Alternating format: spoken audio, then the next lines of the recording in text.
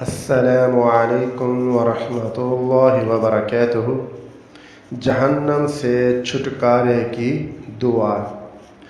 اللہم اجرنی من النار، 7 مرتبہ روزانہ پڑھیں۔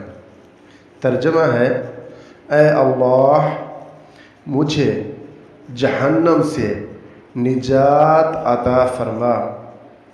فضیلت میں لکھتے ہیں کہ حضرت حارث رضی اللہ تعالی عنہ سے روایت ہے کہ آپ صلی اللہ علیہ وسلم نے میری طرف سرگوشی فرمائی اور فرمایا، جب تم نے یہ دعا مانگ لی اور اگر اسی رات تمہارا انتقال ہوا تو تمہارے لیے آگ سے چھٹکارا لکھا جائے گا، اور جب تم فجر کی نماز پڑھ لو تب بھی یہی دعا مانگا کرو۔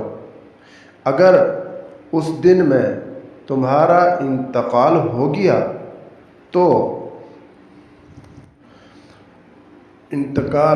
گیا تو تمہارے لیے جہنم سے چھٹکارا لکھ دیا جائے گا۔